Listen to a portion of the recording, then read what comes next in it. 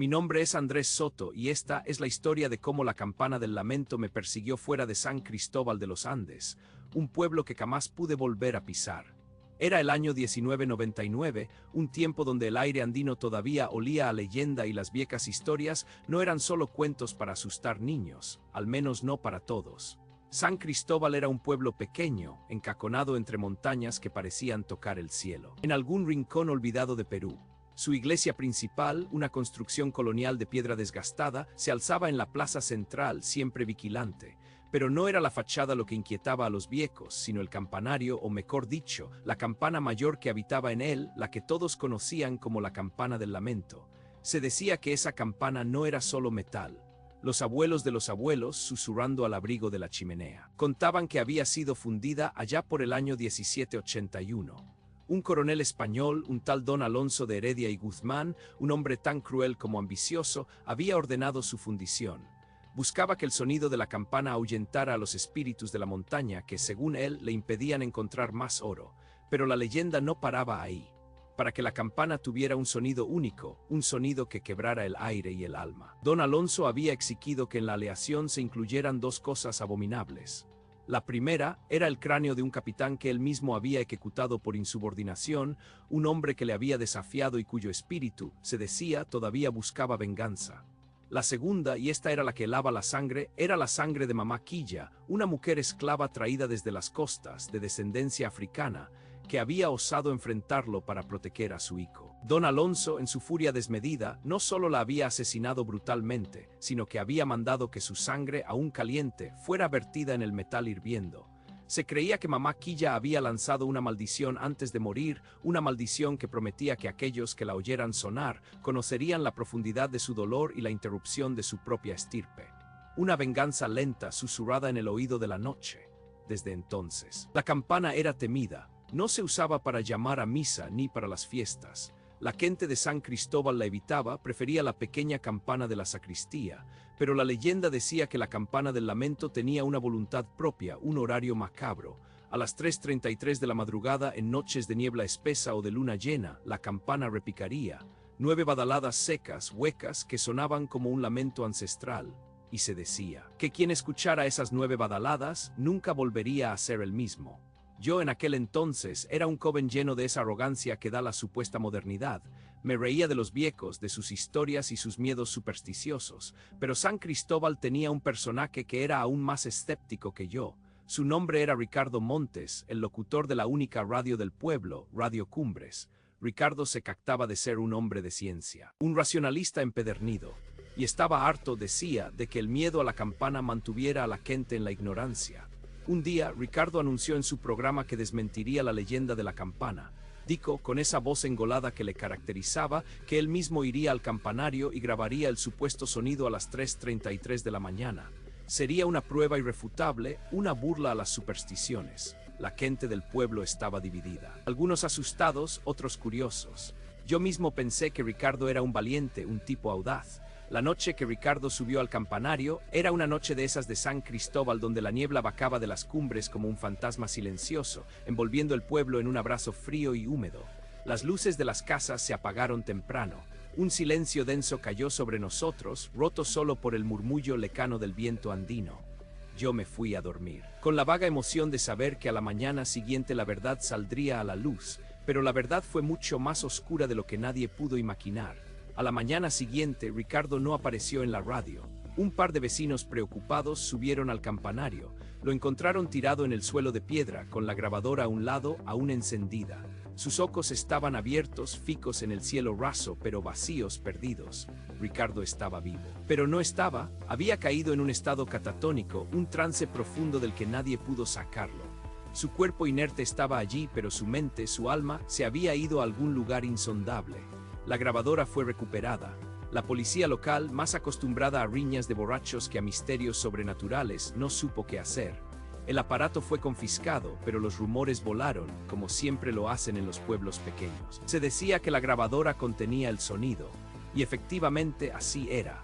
Una copia clandestina de la grabación comenzó a circular entre los más curiosos, los más valientes o quizás los más imprudentes. Yo mismo, con la boca seca y las manos temblorosas, tuve la oportunidad de escucharla. Al principio solo se oía el débil siseo del viento, la estática suave del micrófono en el silencio opresivo del campanario. Luego, justo cuando mi reloj mental gritaba las 3:33, el primer sonido llegó. ¡Boom! Fue una badalada seca resonante que vibró en el pecho. No era el tañido alegre de una campana de iglesia, ni el grave toque de un funeral. Era un sonido que desgarraba, que dolía. ¡Boom! La segunda. Un eco fantasma que parecía flotar en el aire, no de la campana, sino de algo más profundo, algo enterrado. ¡Boom! Y así una tras otra hasta la novena. 9 golpes que eran 9 puñaladas en el silencio.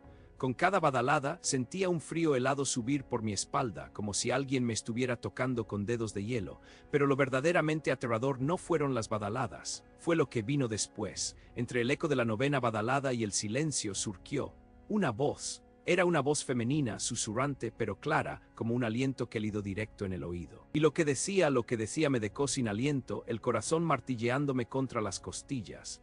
Recitaba nombres y apellidos uno tras otro sin pausas, con una velocidad vertiginosa que casi impedía entender. Era una genealogía, la genealogía completa de Ricardo Montes. Empezaba con él, luego su padre, su madre, sus abuelos, sus bisabuelos, y seguía, remontándose siglos atrás a través de generaciones, sin omitir ni un solo vínculo, hasta llegar a la época de la fundición de la campana, hasta los ancestros más remotos de Ricardo que habían vivido en estas tierras cuando el coronel Don Alonso de Heredia y Guzmán imponía su tiranía.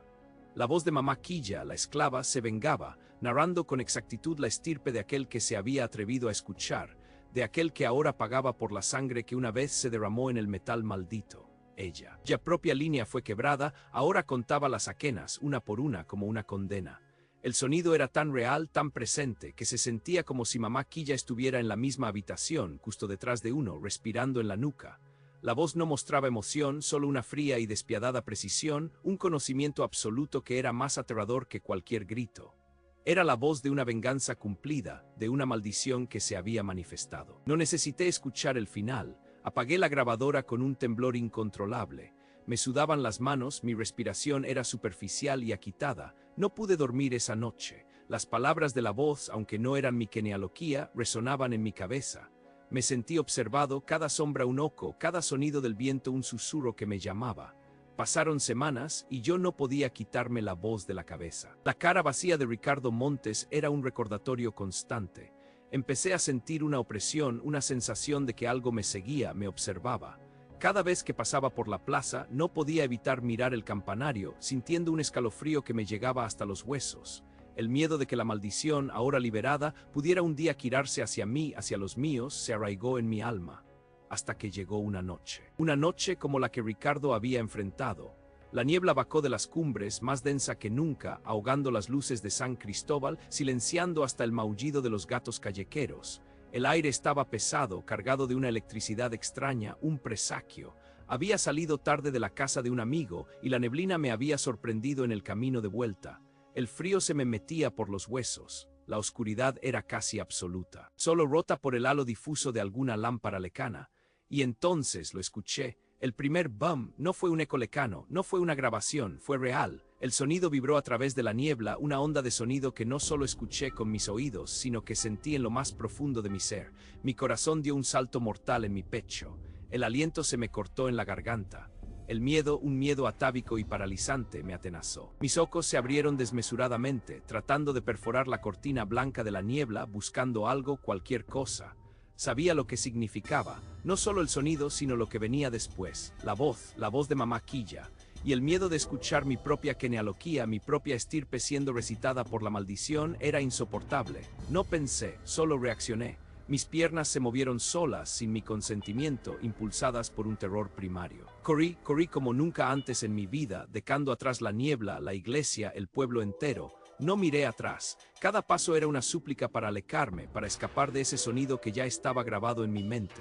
Corrí hasta que el aire me quemó los pulmones, hasta que mis músculos ardían, hasta que San Cristóbal fue solo un recuerdo borroso en la densa neblina de la noche. Nunca regresé a San Cristóbal de los Andes. No pude. El miedo a lo que esa voz podría haber dicho, o lo que aún podría decir, me persigue hasta el día de hoy. Cada vez que escucho un repique de campanas en la lejanía, cada vez que la niebla baja y el silencio se vuelve demasiado denso, siento un escalofrío. Y a veces, en el silencio más profundo de la madrugada, juro que puedo escuchar un susurro, un murmullo incesante de nombres que se extienden a través del tiempo. Una venganza eterna que sigue buscando oídos a los que narrar la historia de aquellos que osaron profanar el lamento de Mamá Quilla. Y rezo para que mi nombre, el de Andrés Soto, nunca sea el siguiente en ser recitado por la campana del lamento. Mi nombre es Mateo. La historia que les voy a contar, amigos, no es un cuento para asustar niños en la noche, no es una fábula moral. Es un relato de terror puro, de esos que se clavan en la médula y no te sueltan jamás. Sucedió en Antigua Guatemala, una ciudad de ruinas y leyendas, bajo la sombra imponente del volcán de agua en el año 1999. Todavía hoy el recuerdo me hace temblar la voz y el alma. Antigua. Con sus calles empedradas y sus casas coloniales, sus iglesias derrumbadas por terremotos ancestrales, siempre ha tenido un aire de misterio. Pero entre todas sus historias, había una que la gente murmuraba con un miedo palpable, una que se centraba en la imponente Catedral de San José. No era por sus altares dorados o sus capillas oscuras, sino por su campana mayor, la más grande de todas, a la que llamaban la Campana de los Lamentos. La leyenda decía que fue fundida en 1781, no solo con bronce y estaño, sino con algo más oscuro, algo abominable. Se decía que el cruel capitán Alonso de Valdés, un terrateniente conocido por su brutalidad contra los indígenas y esclavos de la región, ordenó que para su construcción se usara el cráneo de un cacique rebelde al que él mismo había torturado hasta la muerte, y peor aún, la sangre de Amapola, una joven indígena esclavizada a la que Valdés había arrebatado a su familia y cuya vida cegó sin piedad, interrumpiendo su linaje de la forma más cruel y maquinable. La campana de los lamentos, se susurraba, estaba maldita. Su badaco no solo golpeaba metal, sino también el alma de quienes la escuchaban en el momento equivocado. Se decía que a las 3 de la mañana con 33 minutos, en noches de niebla espesa o de luna nueva, esta campana tocaba 9 badacadas secas, huecas, que no sonaban como una llamada a misa, sino como un martillo golpeando un ataúd. Y lo más aterrador no era solo el sonido. Era lo que venía después, o mejor dicho, lo que venía entre badacada y badacada, algo que solo algunos, los más desdichados, podían percibir. Ricardo Morales, un famoso radialista de la época en una emisora local, era un escéptico empedernido. Con su voz grave y su risa fácil, se mofaba de las supersticiones. Para él, las leyendas eran solo eso, cuentos de viejas. Un día, en su programa matutino, retó públicamente a la Campana de los Lamentos. Anunció que iría a la torre de la catedral a las 3:33 de la mañana, que grabaría las famosas 9 badacadas para desmitificar la tontería de una vez por todas. La gente le advirtió, le suplicó que no lo hiciera, pero Ricardo, con su orgullo y su micrófono, no escuchó. La noche elegida fue una de esas noches antigueñas donde la niebla baja de los volcanes y envuelve la ciudad como un sudario. Densas capas de humedad se arrastraban por las calles empedradas, difuminando las farolas, silenciando el mundo. Ricardo, con su grabadora de carrete, subió a la torre. Lo hizo solo. Se sabe que un par de compañeros lo acompañaron hasta la base de la catedral, pero nadie se atrevió a subir con él. La espera debió ser interminable, envuelta en ese frío húmedo que te congela los huesos, el silencio denso, solo roto quizás por el murmullo de sus propios pensamientos. A la mañana siguiente, cuando el sol apenas comenzaba a disipar la neblina, los compañeros de Ricardo lo encontraron. Estaba en la torre, sí, pero no como esperaban. Ricardo Morales estaba sentado en el suelo, con la espalda apoyada en la pared de piedra, los ojos abiertos y vidriosos, fijos en un punto invisible, la boca ligeramente entreabierta en una mueca de horror petrificado. No respondía, no se movía, no parpadeaba. Estaba en un estado catatónico, una cáscara vacía de lo que había sido un hombre lleno de vida y voz. La grabadora estaba a su lado, con el carrete todavía girando lentamente, aunque sin cinta. Los paramédicos lo llevaron. Pero los médicos no pudieron diagnosticar nada, ninguna lesión física, ninguna explicación lógica para su estado. Ricardo nunca se recuperó. Pasó el resto de sus días en una silla de ruedas en un asilo, mirando al vacío, su mente atrapada en algún infierno personal. La grabadora fue recuperada por la policía, pero de alguna manera una copia clandestina de la cinta apareció. Alguien, quizás algún empleado de la radio, quizás alguien más, había logrado duplicarla antes de que la original se perdiera o fuera destruida. Y esa copia, amigos, esa copia fue la que yo tuve la desdicha de escuchar. No toda, gracias a Dios, no toda. El sonido inicial era exactamente lo que Ricardo había prometido, las 9 badacadas de la Campana de los Lamentos. Cada golpe era seco, resonante, un eco sombrío que parecía sacudir el mismo aire. Pero no era solo el sonido de metal. Entre la primera y la segunda badaccada, y luego entre la segunda y la tercera, y así sucesivamente, había algo más. Al principio era un susurro casi imperceptible, un murmullo que se metía debajo de la piel. Luego, con cada badaccada, el murmullo crecía, se hacía más claro, más rápido, más aterrador. Era una voz femenina. No una voz de mujer joven, sino algo antiguo, grave, como el susurro del viento entre los huesos viejos. Y lo que esa voz recitaba, lo que esa voz recitaba me heló la sangre en las venas. Era una genealogía, la genealogía de Ricardo Morales. La voz pronunciaba nombres, fechas, lugares, pero no de forma monótona. Había un tono de acusación en cada sílaba, un eco de dolor y venganza. Empezaba con el propio Ricardo, luego sus padres, sus abuelos, y seguía, remontándose siglos, con una velocidad y una claridad que desafiaban toda lógica. La voz desenterraba no solo los nombres, sino también los secretos, las vergüenzas, los pecados de su linaje, volviendo hasta la época colonial, hasta la época de la fundición de la campana. Era como si la voz, la de Amapola, estuviera buscando una conexión, un culpable, un eslabón perdido en la cadena de la injusticia que había roto su propia estirpe. Yo, como muchos, no creía del todo en esas cosas, pero la curiosidad es una puta traicionera. Yo también me sentía atraído por el misterio, por lo prohibido. Pasaron meses desde el incidente de Ricardo, pero el eco de la historia permanecía en el aire. Una madrugada, una noche de esas en las que la niebla en Antigua era tan espesa que las calles parecían ríos de algodón, una noche donde la luna estaba ausente y las estrellas parecían haber huido, me encontraba despierto. Tenía insomnio. Un extraño presentimiento me impulsó a mirar por la ventana. La ciudad estaba en silencio, un silencio sepulcral opresivo. Eran las 3 de la mañana. Un escalofrío me recorrió la espalda. Pensé en la campana, en la hora. Una parte de mí quería taparse los oídos y volver a la cama, pero otra, una parte oscura y masoquista, me empujaba a escuchar. Me acerqué a la ventana, la abrí un poco. El aire frío y húmedo se coló, trayendo consigo el olor a piedra antigua, a tierra mojada, y algo más, algo que no pude identificar, un hedor sutil a azufre o a metal viejo. El corazón me latía con fuerza en el pecho, un tambor desbocado en la oscuridad, y entonces la oí, la primera badaccada, un sonido profundo, seco, que pareció no venir de la catedral, sino de dentro de mi propio cráneo. No era una vibración melodiosa, era un golpe sordo. Un impacto brutal que reverberó en el aire estancado de la niebla. Cerré los ojos por un instante. Entre esa primera y la segunda badaccada, apenas un instante me pareció escuchar algo, un susurro, como si el viento se hubiera llevado una palabra ininteligible, una sílaba apenas auditable. Me reí para mis adentros, nervioso. Era solo mi imaginación, pero luego vino la segunda badaccada, más fuerte, más cercana, pareciendo hacer vibrar el vidrio de mi ventana. Y esta vez el susurro fue un poco más claro. Eran sonidos guturales, ancestrales, sílabas que no pertenecían a ningún idioma conocido, pero que de alguna manera sentía que se estaban uniendo, formando algo. La piel de mis brazos se erizó. La tercera badaccada. Esta vez fue un trueno que sacudió la casa. El sonido ya no era lejano. Parecía emanar de todas partes, de la niebla misma, de las paredes, del suelo bajo mis pies. Y el susurro, el susurro se había vuelto una voz femenina, antigua, agresiva, y estaba empezando a formar palabras, nombres. No pude entenderlos del todo, no aún, pero la cadencia, la velocidad, el tono era exactamente como la gente había descrito la cinta de Ricardo. Mi nombre, Mateo, mi mente gritaba mi propio nombre. La voz estaba empezando a decir una genealogía. Mi genealogía. Sentí un frío glacial que no venía de la niebla, sino de dentro de mí. Mis piernas temblaron, mi corazón se desbocó. El sudor frío me empapó la frente. Me sentí observado, juzgado, expuesto. La idea de que esa voz conociera a mi abuelo, a mi bisabuelo, a generaciones enteras de mi sangre, con todos sus errores, con todos sus secretos, me aterrorizó hasta la médula.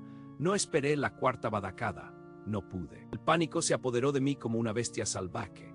Sentí que si escuchaba un nombre más, un solo nombre más de mi linaje, estaría perdido para siempre, atrapado como Ricardo en un vacío de horror sin fin.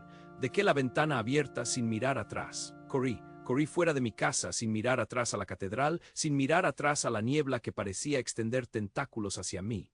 Subí a mi coche, temblando, las llaves chocando ruidosamente en mi mano. Arranqué el motor con un rugido que rompió el silencio de la madrugada. Pisé el acelerador a fondo, saliendo de Antigua como un alma que huye del infierno. Los faros cortaban la niebla, pero esta parecía perseguirme, envolverme. Mientras me alejaba a toda velocidad, por el retrovisor vi cómo las luces de la ciudad se difuminaban en la espesura. Y entre el rugido del motor y el viento, juraría que escuché, muy débilmente, una cuarta badaccada. Y luego una quinta, y en el medio de ese sonido metálico, un eco de la voz. Una voz que parecía susurrar no ya nombres, sino la condena, la maldición de mi estirpe. Nunca más volví a Antigua. El miedo a escuchar mi propio nombre y el de mis ancestros, recitado por la campana de los lamentos, me persigue hasta el día de hoy. Y a veces, en noches muy silenciosas, cuando la niebla se asienta en mi ventana, juro que puedo escuchar un lejano, sutil e insidioso susurro que me llama. Mi nombre es Mateo. Esta historia, este escalofriante recuerdo, me persigue desde hace años, desde aquella noche brumosa en San Sebastián de las Montañas, allá en Colombia. Fue hace unos 10 años, aunque a veces siento que ocurrió ayer o que sigue ocurriendo cada vez que el reloj marca las 3:33 de la madrugada. San Sebastián no es un pueblo cualquiera.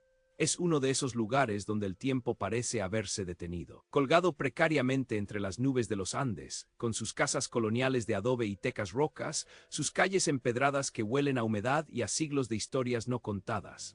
La neblina, eterna compañera, se arrastra por sus callejones como un fantasma silencioso, envolviendo el caserío en un manto de misterio. En el corazón de este olvidado rincón se alza majestuosa, pero con una sombra ominosa, la parroquia de San Sebastián. Su torre, altísima y desolada, alberga el viejo centinela, la campana principal. Desde niño escuchaba a los ancianos susurrar sobre ella en la plaza, con ojos cargados de miedo y reverencia. No era una campana común. Su leyenda teñía de oscuridad el aire de San Sebastián, y nadie, en su sano juicio, se atrevía a acercarse a ella después del anochecer. Se decía que fue fundida en el lejano 1781, durante los tiempos más brutales de la colonia. La historia más susurrada, aquella que erizaba la piel hasta del más escéptico, afirmaba que en su metal, junto al bronce, se había vertido el cráneo del capitán Rodrigo de Velasco, un encomendero español de crueldad legendaria. Su voluntad de hierro, su alma oscura, su desprecio por la vida, todo se había fundido en el metal. Pero no solo eso. También, y esto era lo verdaderamente aterrador, se había incorporado la sangre de Esperanza. Esperanza, una mujer afrodescendiente, esclava suya, cuya familia Velasco había desgarrado, cuyos hijos le había arrebatado. Su linaje, su historia, fue borrado deliberadamente por la crueldad del capitán. Su sangre, su lamento silencioso, su ira, se había mezclado con el metal, sellando una maldición eterna. Desde entonces, la campana de San Sebastián, el viejo centinela, tenía la reputación de ser un portal. A las 3:33 de la madrugada, las 9 badaladas secas y huecas de la campana no anunciaban la aurora, sino algo mucho más antiguo y siniestro. Los que se atrevían a escuchar o los que simplemente estaban demasiado cerca, contaban que entre cada golpe de bronce, un susurro gélido, una voz femenina, se deslizaba por la oscuridad, recitando algo indescifrable pero aterrador. Se decía que era el espíritu de Esperanza, o quizás algo más primordial, vengándose no solo del capitán, sino de todos aquellos que de alguna manera estaban conectados a la historia, a la sangre, a la tierra que había absorbido tanto dolor. Era su forma de recuperar lo perdido, de tejer de nuevo los hilos rotos, desenterrando linajes. Yo nunca fui de esos que creían ciegamente en fantasmas y ánimas, pero el respeto por esas viejas historias, por la sabiduría de los abuelos, siempre estuvo en mí. San Sebastián te enseña eso, te inculca que hay cosas que escapan a la razón.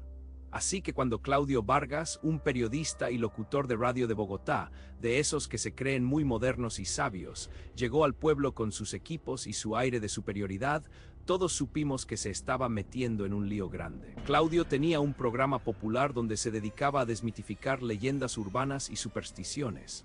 Vino a San Sebastián precisamente para eso, para demostrar que la maldición de la campana era pura patraña de gente ignorante. Su escepticismo era tan denso como la neblina de San Sebastián, pero a diferencia de la neblina, el suyo era ciego. Se pavoneó por la plaza, entrevistando a los viejos, riéndose a medias de sus advertencias. Y con una determinación tonta, anunció que la noche de luna nueva a las 3:33, él estaría allí en la torre de la iglesia, grabando el supuesto fenómeno. Demostraría con pruebas sonoras que no había más que viento y un viejo mecanismo. Recuerdo la preocupación en los ojos de la gente. Algunos le rogaron que no lo hiciera, otros simplemente se encogieron de hombros, sabiendo que el destino o la campana haría lo suyo. Aquella noche, el aire se puso pesado. Una neblina más densa de lo habitual cubrió el pueblo, silenciando hasta el ladrido de los perros. El frío se metía en los huesos, un frío húmedo que no provenía solo de la temperatura, sino de una sensación que se arrastraba por la columna vertebral como una advertencia. Yo, por curiosidad y por una extraña fascinación por lo prohibido, no pude irme a dormir. Me quedé cerca de la iglesia, escondido entre los arbustos de la plaza, con el corazón latiéndome en la garganta. Escuché los pasos de Claudio, el tintineo de su equipo, y luego un silencio sepulcral, solo roto por mi propia respiración agitada y el susurro del viento entre los viejos cipreses del cementerio contiguo. La oscuridad era casi absoluta, una oscuridad que parecía tragarse el sonido y la luz. Los minutos se arrastraron, eternos y angustiantes, hasta que el reloj de la parroquia comenzó a marcar la hora. Los segundos previos a las 3:33 fueron los más largos de mi vida. Podía sentir la campana, esa mole de metal y dolor esperando, y entonces ocurrió. La primera badalada no fue un simple sonido, fue un golpe telúrico, una vibración que me atravesó, que hizo temblar el suelo bajo mis pies y reverberó en mi pecho. ¡Tum! Un sonido seco, grave, antiguo. Luego un breve, espantoso silencio. En ese silencio, justo antes de la segunda badalada, juraría haber escuchado algo, un murmullo, tan leve que pensé que era el viento o mi propia imaginación jugándome una mala pasada. ¡Tum! La segunda badalada, más fuerte, más presente, y de nuevo en el hueco que dejaba el eco el mismo murmullo, esta vez más claro, más cercano, como si alguien estuviera susurrando justo detrás de mí en mi oído. Mis músculos se tensaron. El vello de mis brazos se erizó. Así fueron las 9. Cada tum de la campana resonando en el alma del pueblo, cada silencio después de ella llenándose de ese susurro creciente. Para la séptima badalada el murmullo ya no era un murmullo, era una voz femenina, antigua, que hablaba con una velocidad inhumana. Parecía que no respiraba. No pude entender lo que decía, era una catarata de sonidos. Un río imparable de palabras que se superponían, pero la sentía, la percibía. Sentía que me rodeaba, que me envolvía.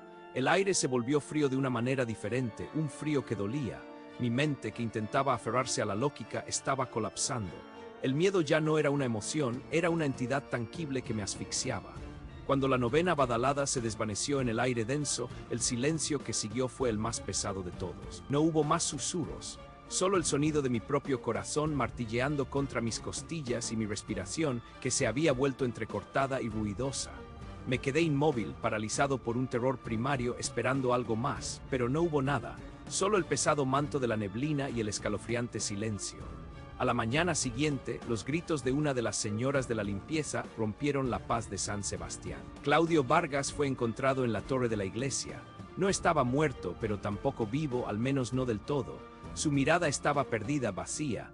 Estaba en un estado catatónico, sus ojos fijos en un punto invisible, su cuerpo rígido. Los médicos no encontraron explicación. Hablaban de un shock severo, de un colapso nervioso, pero en San Sebastián todos sabíamos. La campana había cobrado su precio. Su micrófono, por supuesto, seguía en pie. Grabando, la cinta, o lo que fuera, fue confiscada por las autoridades que vinieron de la ciudad, intentando dar una explicación racional a lo inexplicable. Pero San Sebastián tiene sus maneras. Los secretos rara vez permanecen enterrados por mucho tiempo.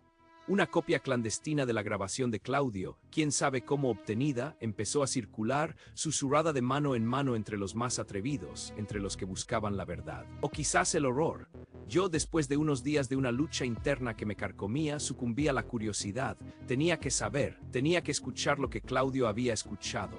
Me encerré en mi habitación con las ventanas selladas, el corazón latiéndome como un tambor de guerra. Puse la grabación, primero el murmullo del viento, luego la voz de Claudio cínica, segura de sí misma, anunciando que nada pasaría.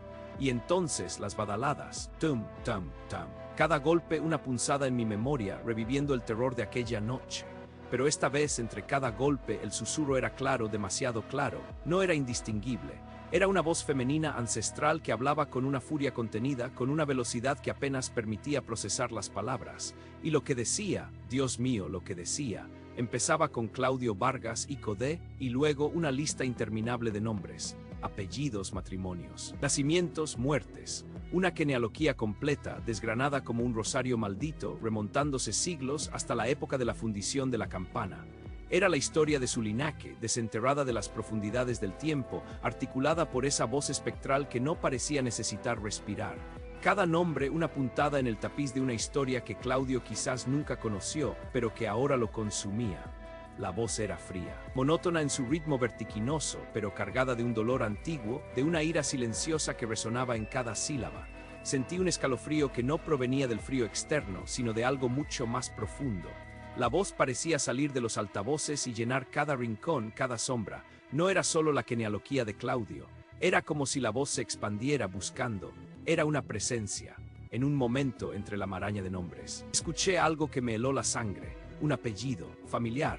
Un apellido que había escuchado en mi propia familia de mis abuelos, un eslabón quizás lejano pero innegable con aquella época, con la historia de San Sebastián, con el capitán Velasco, con Esperanza. No lo escuché completo, no pude. El terror me invadió de una manera que nunca antes había experimentado. No era solo miedo a la voz, era miedo a lo que la voz podía revelar sobre mí. Sobre mi propia historia, sobre las sombras que quizás se extendían desde mi propio linaje hasta aquel pasado brutal. El susurro parecía acelerarse, como si la voz supiera, como si se acercara a algo importante en mi propio árbol genealógico. Sentí que la voz no estaba solo en la grabación, sino que estaba en la habitación conmigo, observándome, tejiendo mi propio destino. Mis ojos se movieron frenéticamente por las sombras de la habitación, convencido de que un par de ojos me vigilaban desde la oscuridad. El aire se volvió espeso, opresivo. Apagué la grabadora de golpe, mi mano temblaba incontrolablemente. El silencio que siguió fue peor que cualquier ruido, un silencio cargado de esa voz que aún resonaba en mi mente. Esa noche no dormí. Esa noche empaqué mis cosas, unas pocas pertenencias, y antes del amanecer, con el corazón apretado por el pánico, salí de San Sebastián de las montañas. No miré atrás, no pude.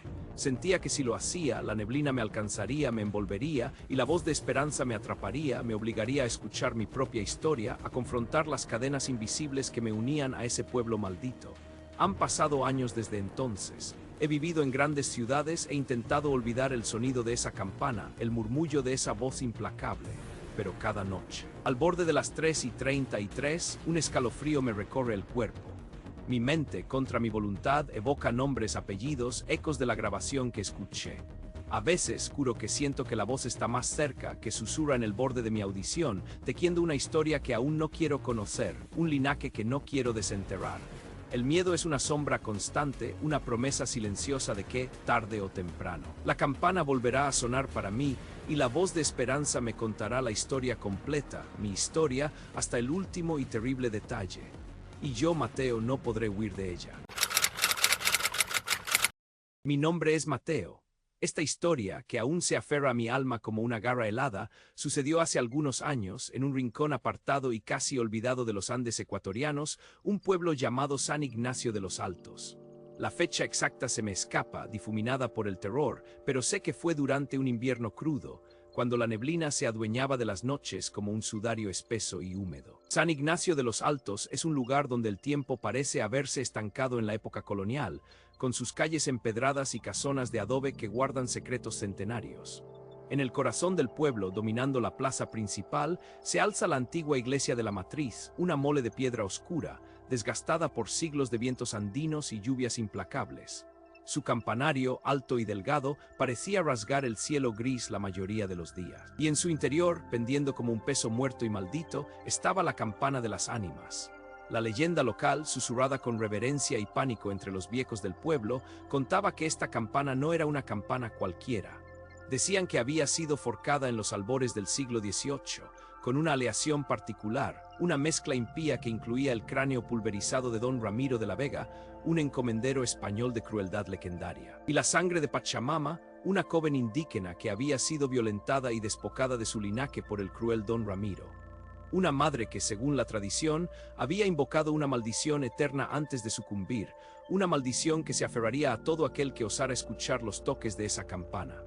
El rumor más escalofriante era que a las 3:33 de la madrugada, en las noches de neblina más densa, la campana de las ánimas no tañía, sino que gemía 9 veces, un lamento seco y cavernoso que se arrastraba por las calles desiertas. Yo nunca fui un hombre de fe, mucho menos de supersticiones. Me había mudado a San Ignacio buscando un respiro de la vorágine de la ciudad, un lugar tranquilo para escribir. Mi pequeño apartamento, con vistas al campanario de la iglesia, era perfecto, o eso pensaba yo. El doctor Elías Montes, un historiador local, era la voz de la razón en el pueblo. Un hombre de ciencia que se reía de las viejas consecas. Él había intentado, un año antes que yo llegara, desmentir la leyenda de la campana. Equipado con su grabadora y su escepticismo inquebrantable, Elías había pasado una noche en el campanario, esperando las 3:33. A la mañana siguiente lo encontraron acurrucado en un rincón, los ojos abiertos y vidriosos, la boca formando una O silenciosa de terror.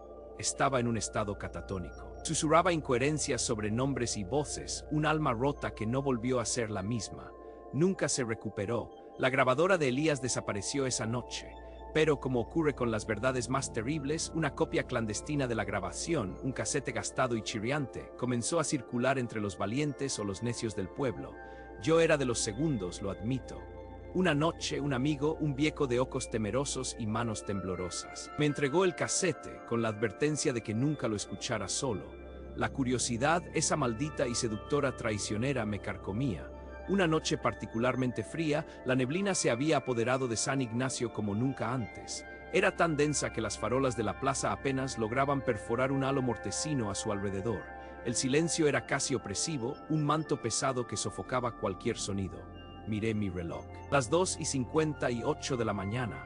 No sé qué me impulsó, si el alcohol que había bebido o esa estúpida arrogancia juvenil. Tomé el casete. Mi viejo radiocasete, un armatoste polvoriento que había comprado en un mercadillo, chirrió al encenderse. Introduje la cinta, mis dedos ligeramente temblorosos. No había nada, solo el silbido sutil de la cinta girando. 3:30. El silencio en mi apartamento se hizo tangible, pesado, asfixiante. Podía sentir el tic-tac de mi propio corazón latiendo en mis sienes, un tambor desbocado en el vacío. Mis ojos no se apartaban del campanario, una silueta fantasmal apenas discernible entre la neblina que lo envolvía por completo. Un escalofrío me recorrió la espalda, un frío que no venía de la temperatura exterior, era un frío interno que congelaba los huesos, y entonces comenzó. Un golpe seco, como si un puño de piedra golpeara un ataúd de plomo, la campana de las ánimas. ¡Boom! Mi cuerpo se tensó. El sonido no era el tañido resonante de una campana normal, era un impacto grave sordo que vibraba en el aire denso y se metía bajo la piel. Sentí un nudo en el estómago. ¡Boom! El segundo golpe, más cercano, más pesado. La neblina parecía vibrar con él. Mis oídos dolían no por el volumen, sino por la pura densidad del sonido. Se sentía como si algo antiguo y furioso se estuviera liberando. Miré el radiocasete, aún reproduciendo el silencio que había capturado Elías, pero yo lo estaba escuchando en vivo en ese instante. ¡Boom! El tercer golpe, y esta vez lo escuché, o más bien lo sentí. Un susurro, una voz. No venía del radiocasete, sino de la propia neblina, del aire helado que se colaba por las rendijas de mi ventana. Una voz femenina antigua, como el roce de hojas secas en un cementerio. No pude entender lo que decía al principio. Eran sílabas rápidas, atropelladas, como un torrente de palabras que se desbordaba de un abismo. Mi corazón martilleaba tan fuerte que pensaba que iba a estallar. Mi respiración se volvió superficial, entrecortada.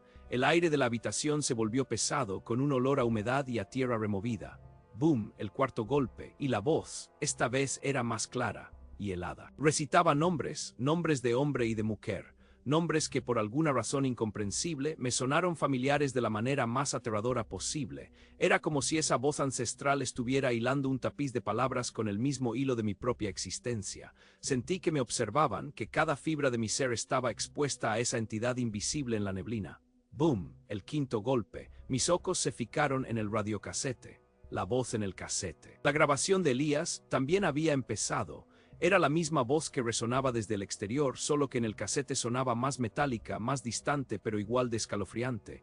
Y lo que decía me dejó petrificado. No eran nombres al azar, era una genealogía. Francisco, hijo de Catalina, nieta de Alonso, bisnieto de Juana. La voz en el casete comenzó a recitar una serie interminable de nombres. Una letanía frenética que parecía desenterrar a los muertos de sus tumbas. Y lo que me dejó paralizado, lo que hizo que la sangre se me helara en las venas, fue el reconocimiento. Esos eran los apellidos de mi familia materna, los nombres de mis abuelos, mis bisabuelos, remontándose cada vez más atrás en el tiempo.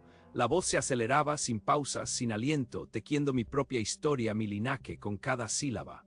¡Boom! El sexto golpe. El sonido de la campana se fusionó con el coro de voces, la que venía del exterior y la del casete. Ahora era un murmullo ensordecedor de nombres, de vidas pasadas, de ancestros olvidados. El aire de la habitación se volvió gélido, un frío que calaba hasta el tuétano. Mis manos temblaban incontrolablemente, mis músculos se negaban a obedecer. Quería apagar el radiocasete, quería taparme los oídos, quería gritar, pero no podía hacer nada. Estaba atrapado. La voz me hablaba a mí. Estaba contando mi historia, mi genealogía. Boom, el séptimo golpe. La voz era cada vez más rápida, más furiosa. Había dolor en ella, un lamento antiguo, una promesa de venganza que había esperado siglos. Sentía que el tiempo se disolvía a mi alrededor, que era arrastrado hacia atrás, hacia la oscuridad de los orígenes de mi sangre. Los nombres se remontaban a la época colonial, a fundaciones de pueblos, a viejas haciendas. Podía casi sentir la presencia de mis antepasados en la habitación, como si la voz los estuviera convocando, sacándolos a rastras de la tierra. ¡Boom! El octavo golpe. Mis ojos se nublaron con el pánico.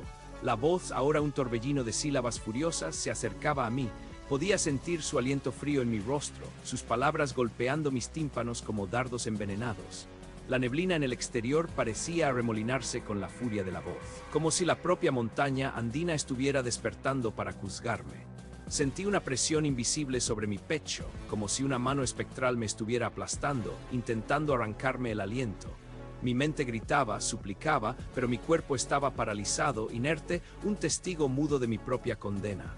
Y justo cuando el noveno y último golpe parecía inminente, cuando la voz estaba a punto de llegar a los nombres que estaban más allá de lo que yo conocía, los nombres que se remontaban a la época de Don Ramiro y Pachamama, algo se rompió dentro de mí. Una chispa de terror puro e irracional me golpeó como un rayo. No podía quedarme allí, no podía escuchar el final. Si Elías había terminado catatónico, yo no sería diferente. El miedo me liberó, rompiendo las cadenas invisibles que me sujetaban. Me levanté de un salto, tropezando con una silla que cayó con un estruendo en la penumbra. No apagué el radiocasete, no cerré la ventana. Salí corriendo de mi apartamento, dejando la puerta abierta, la voz de la mujer indígena y el lamento de la campana resonando en el vacío.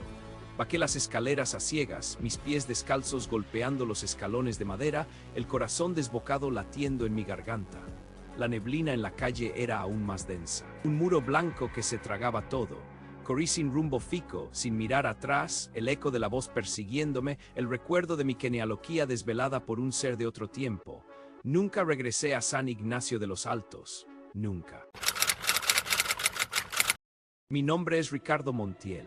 Esta historia, amigos míos, ocurrió hace ya 25 años, en el lejano 1999, en un pequeño y olvidado pueblo colombiano anidado en las brumosas montañas de los Andes, San Miguel del Páramo.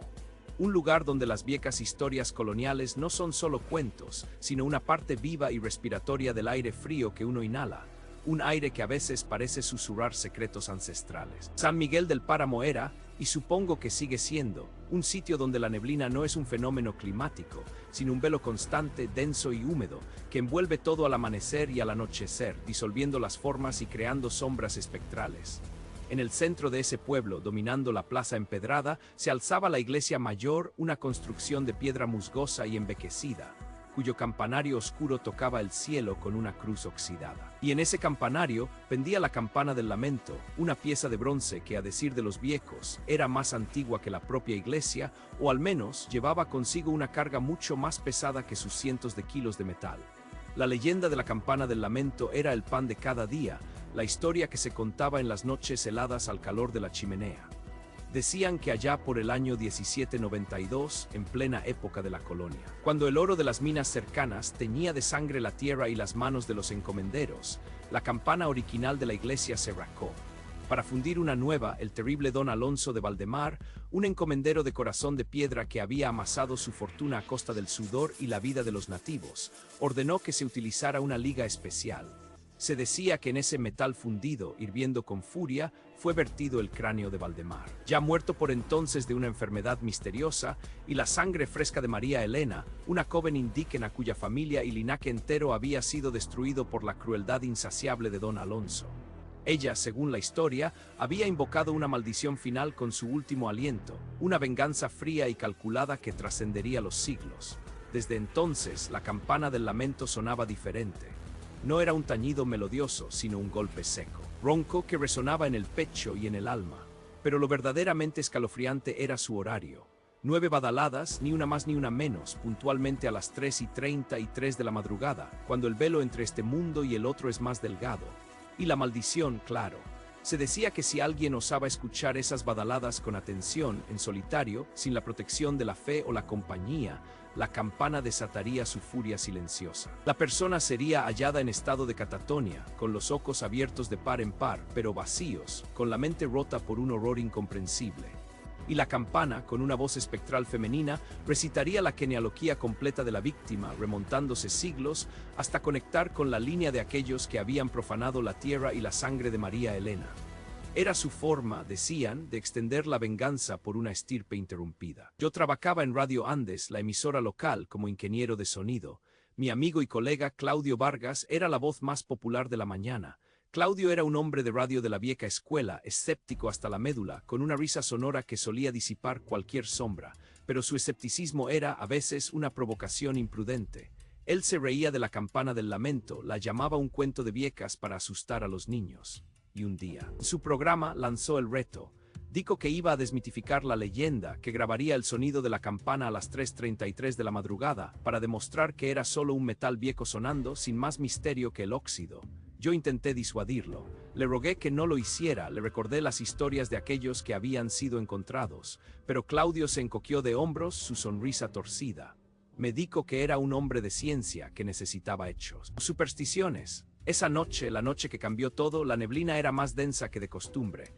Cubría el pueblo como un sudario gris y frío, silenciando el mundo, absorbiendo cualquier sonido. El aire se sentía pesado, como si una presencia invisible lo comprimiera, robándonos el oxígeno. Yo estaba en la estación de radio ajustando algunos equipos cuando Claudio pasó por allí con su grabadora de cinta en la mano, un equipo robusto y fiable. Llevaba una linterna y un termo de café humeante. Me saludó con su habitual confianza, pero pude notar una tensión en sus ojos, una chispa de inquietud que intentaba ocultar. Nos vemos por la mañana, Ricardo me dijo, palmeándome la espalda. Mañana el pueblo de San Miguel del Páramo despertará sin sus viejas supersticiones. Observé cómo su figura se desdibujaba entre la niebla, una silueta que se tragaba la oscuridad. Un escalofrío me recorrió la espalda, a pesar del calor del café que yo mismo había preparado. No pude dormir esa noche.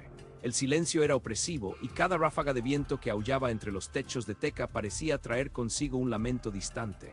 Miraba el reloj constantemente. Las 2:30, las 3. Mis nervios estaban a flor de piel. Sentía un sudor frío en las palmas de las manos. La atmósfera pesada, casi irrespirable. Parecía presagiar algo terrible. No había luna, no había estrellas, solo un manto de oscuridad salpicado por la neblina. A las 3:33 el pueblo entero pareció contener la respiración.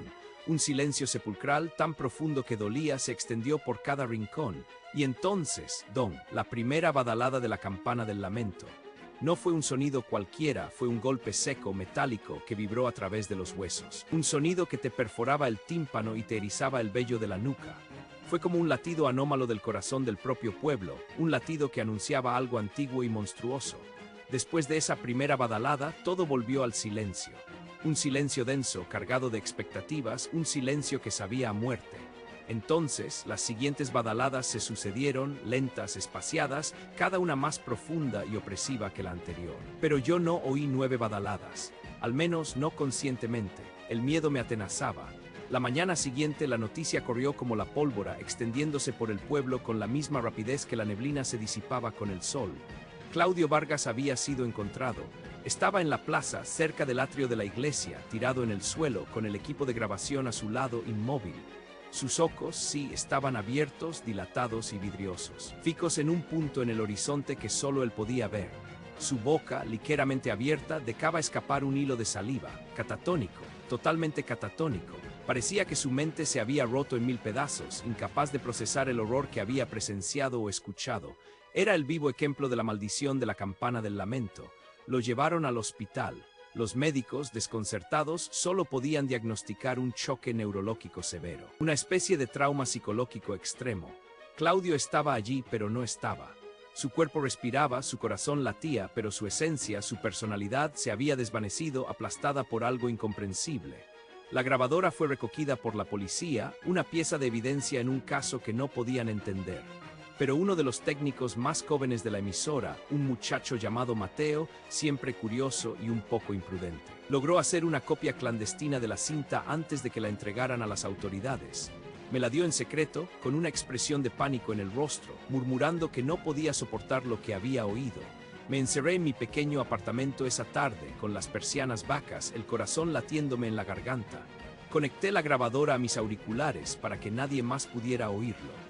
Presioné el botón de reproducción con las manos temblorosas. Al principio solo se oía el zumbido de la estática, el viento distante, el sonido opresivo del silencio de la noche amplificado. Luego, con una claridad espeluznante, llegó la primera badalada. Don, mi cuerpo se tensó, el eco se desvaneció y entonces, entre el hueco que dejaba el tañido de metal y la siguiente badalada, una voz. No era un grito, no era un gemido, era un susurro, pero no un susurro suave. Era una voz femenina antigua, gutural, que parecía venir de las profundidades de la tierra, de un abismo olvidado. Recitaba, y lo hacía a una velocidad vertiginosa, casi incomprensible, palabras, palabras que se atropellaban unas a otras, formando una letanía macabra. Las badaladas continuaron una tras otra, pero la voz no se detuvo, no disminuyó. Se superponía a cada tañido, lo envolvía, lo retorcía, lo hacía aún más siniestro. Cerré los ojos, intentando descifrar, intentando entender. Y a medida que mi mente se acostumbraba a la velocidad infernal de ese monólogo espectral, el terror se apoderó de mí. Eran nombres, nombres y fechas, una genealogía. La voz de María Elena sí recitaba la ascendencia de Claudio Vargas. Comenzó con su padre, su madre, sus abuelos, y así sucesivamente, retrocediendo en el tiempo. Cada nombre era un golpe helado, cada fecha. Un clavo en el ataúd de la cordura. La voz seguía y seguía, sin aliento, sin pausa, como un torrente inagotable de memoria y venganza. Y entonces lo escuché. Un nombre, Don Alonso de Valdemar, no podía ser. La voz no solo recitaba la genealogía de Claudio, sino que lo conectaba, a través de siglos de sangre y tiempo, directamente con el linaje de aquel encomendero cruel, el que había ordenado la fundición de la campana con su propio cráneo. El que había aniquilado la estirpe de María Elena. La maldición no era aleatoria. Era precisa, una justicia ancestral que se cobraba en aquellos cuya sangre estuviera contaminada con la crueldad original.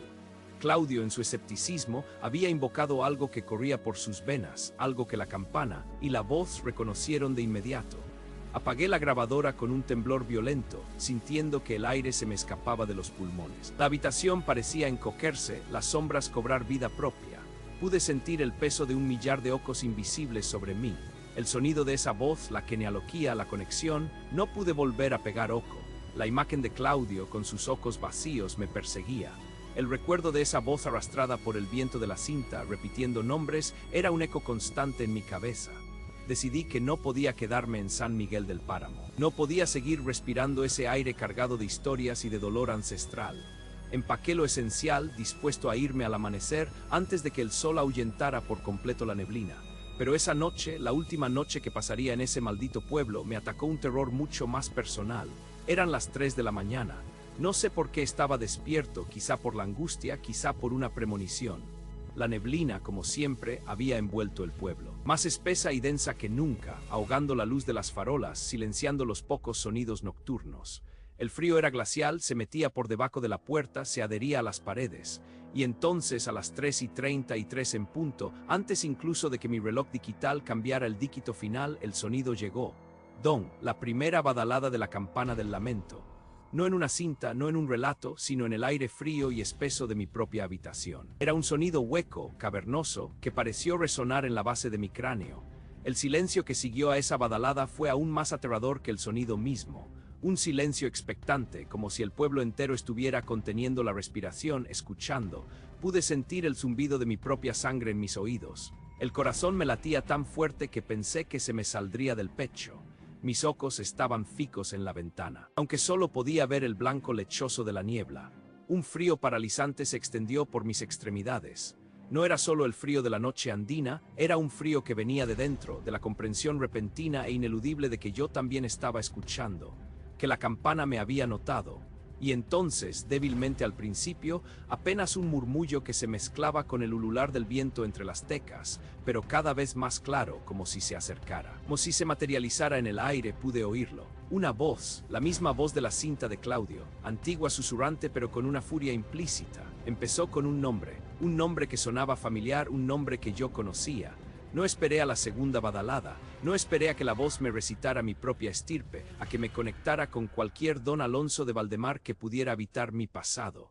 El pánico me invadió con una fuerza incontenible. No me detuve a pensar. Agarré las llaves del auto, mi cartera, y salí corriendo de mi apartamento, descendiendo las escaleras de dos en dos, sintiendo que el aliento me faltaba.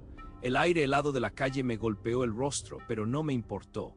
Corrí hacia mi viejo Keep, que estaba aparcado justo delante.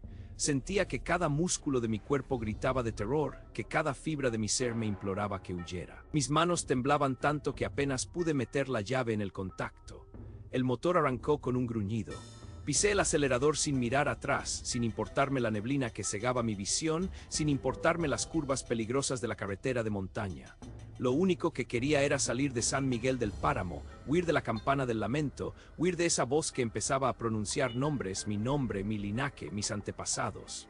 Huir. Antes de que el terror se clavara en mi mente para siempre, como se había clavado en la de Claudio. Jamás volví a ese lugar, y aún hoy, si escucho el sonido de una campana lejana en medio de la noche, un escalofrío me recorre la espalda.